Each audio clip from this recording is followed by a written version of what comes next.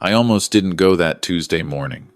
The roads out of Kingston had been iced over since Sunday, and my knee had been giving me trouble the way it always does when a cold front moves in off the lake. My daughter had already called twice to say she was running late from Barrie, and part of me thought maybe we should just reschedule the whole thing. Push it another week. What was the rush, after all? My wife wasn't coming back.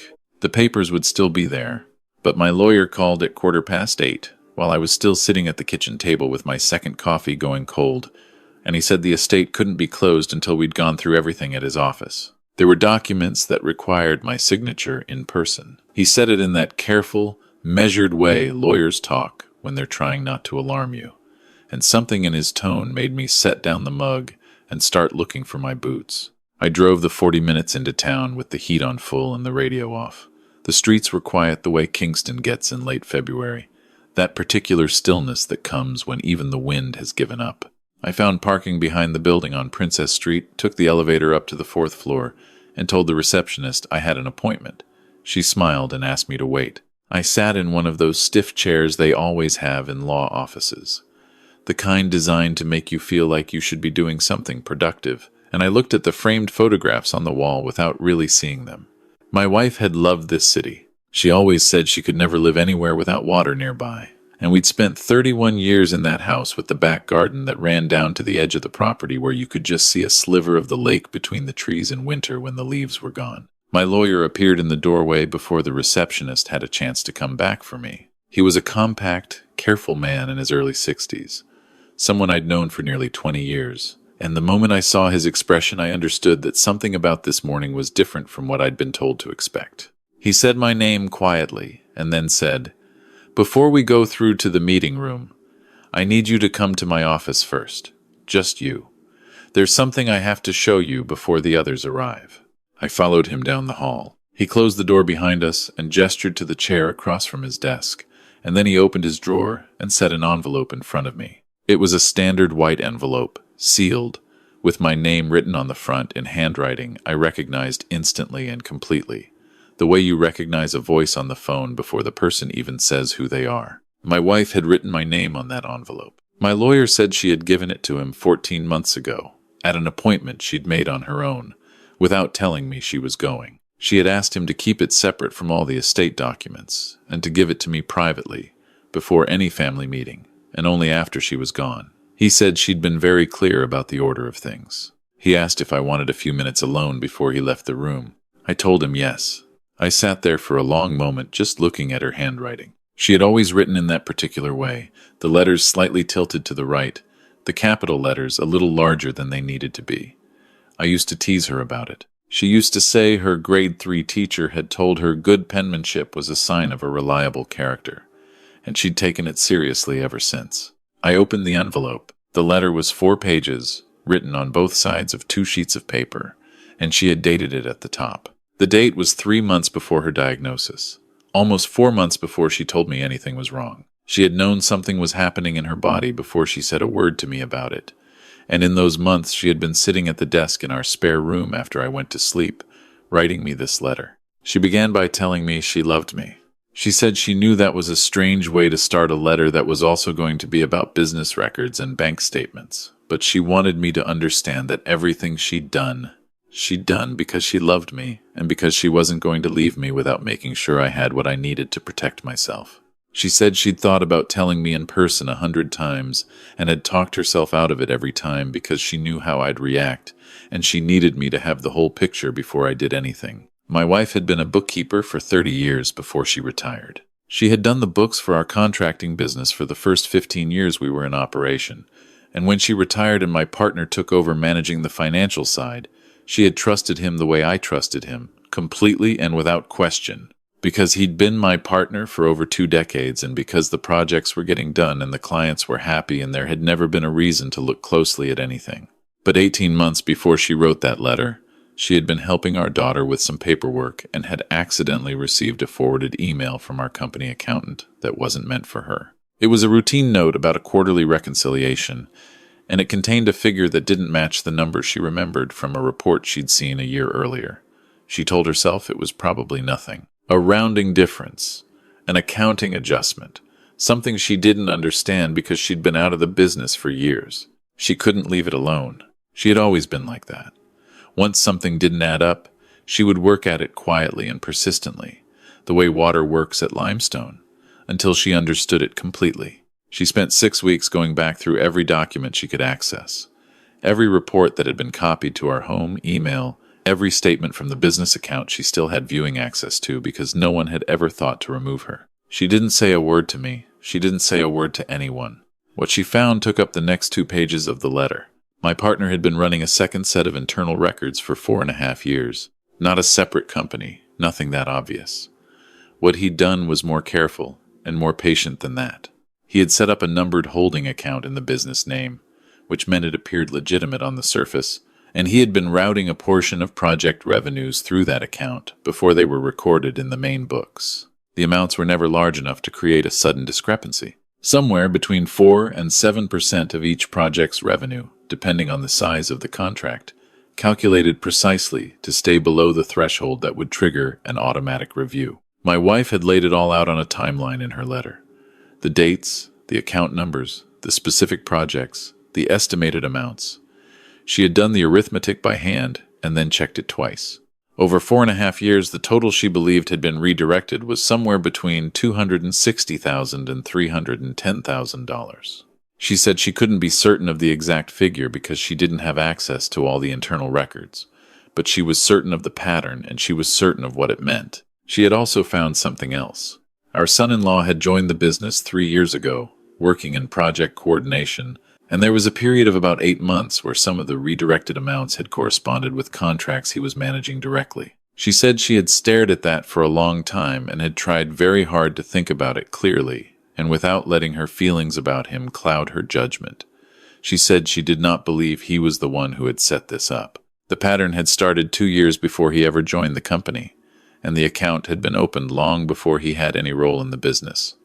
But she also couldn't rule out that he might know. She wanted me to understand the difference between those two things before I spoke to anyone. She ended the letter the way she began it.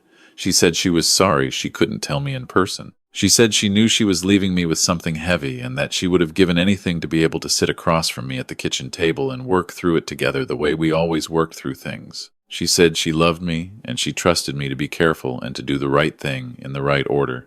And she said she'd made copies of everything and left them with our lawyer so that they would be safe. I sat in that office chair for a long time after I finished reading. My lawyer came back after about 15 minutes. He set a folder on the desk in front of me.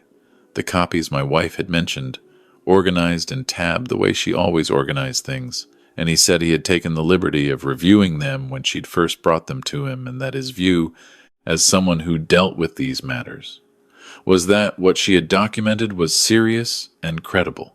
He said the decision about what to do with it was entirely mine. I asked him to give me until after the meeting to think. My daughter arrived while we were still talking. She came in from the cold with her cheeks red and her coat still half-buttoned, the way she's always arrived places since she was a teenager, slightly breathless, slightly behind. Her husband came with her. They sat across from me in the meeting room, and I looked at my son-in-law and tried to do what my wife had asked, tried to separate what I knew from what I was afraid of. My partner arrived last. He came in the way he always comes into rooms, with that particular ease he has, the handshake and the small joke and the way of making himself comfortable in any situation as though he's been there all along. He had been my partner for 23 years. We had built that business out of nothing. 2 guys in their late 30s with a second-hand truck and a line of credit my wife had helped us qualify for. He was the best salesman I'd ever seen, and I'd trusted him with every part of our professional life. I watched him sit down. I watched him open his copy of the estate summary documents. I watched his face, the practiced ease of it, and I thought about the second set of records my wife had traced by hand, on her own, at a desk in our spare room while I was sleeping. I thought about how long he had been doing it. I thought about how certain she had been.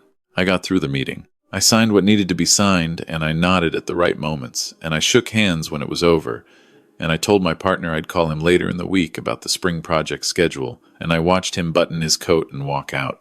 Then I sat back down and I told my lawyer I needed to make some calls. The first thing I did was contact a forensic accountant, someone my lawyer recommended, a woman out of Toronto who specialized in exactly this kind of work. She came up to Kingston the following week, and I gave her everything my wife had put together.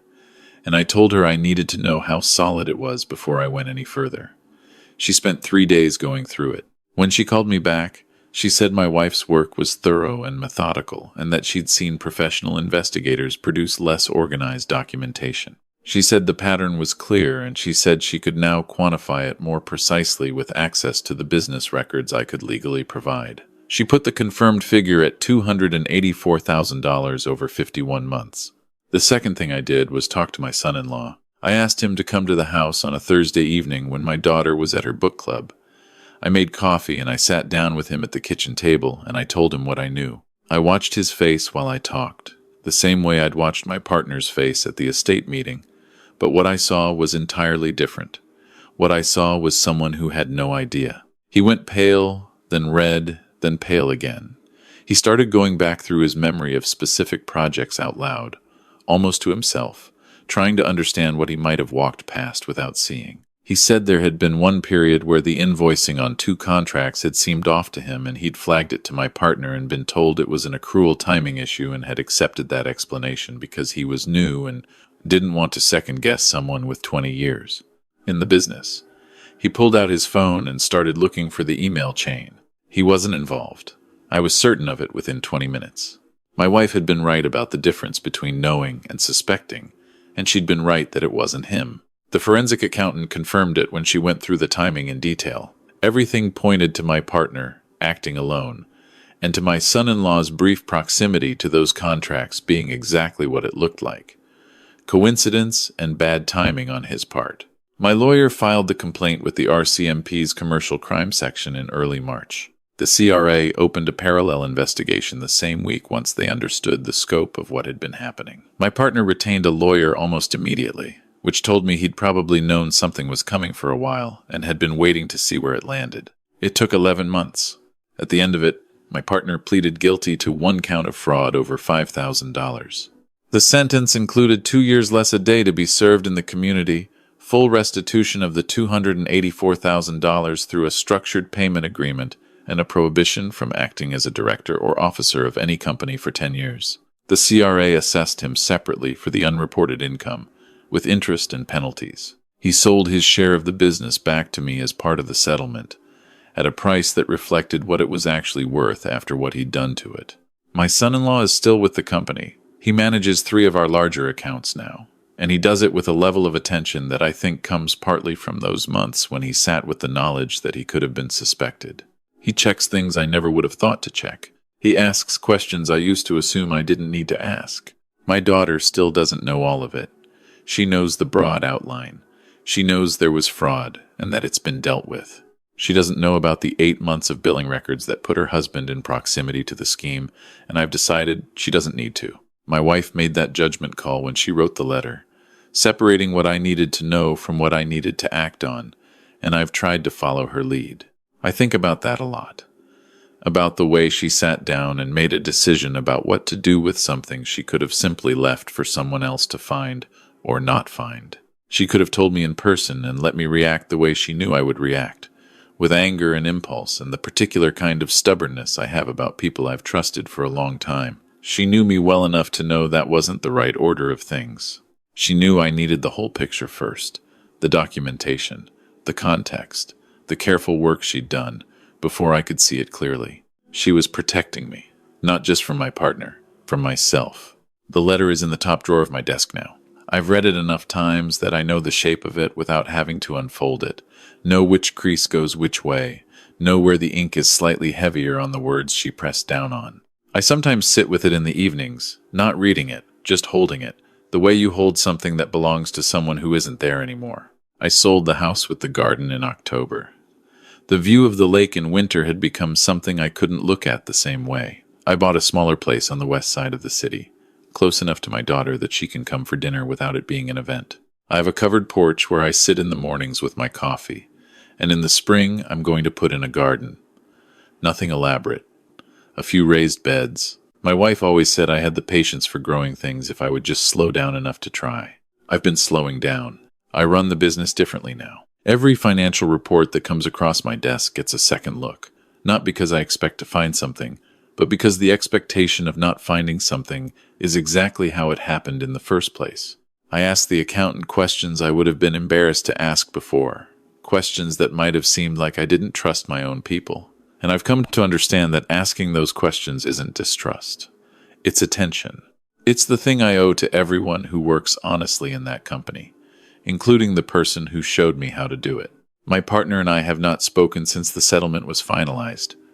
I don't expect we will. 23 years is a long time to know someone, and the particular grief of losing a friendship to betrayal is different from other kinds of grief. It doesn't have the clean shape of loss. It has edges that keep turning up in unexpected places, a memory of a good moment that suddenly has a question mark attached to it, a conversation I replay and now understand differently than I understood it at the time. I've stopped trying to figure out exactly when it started or whether there was a moment I should have seen.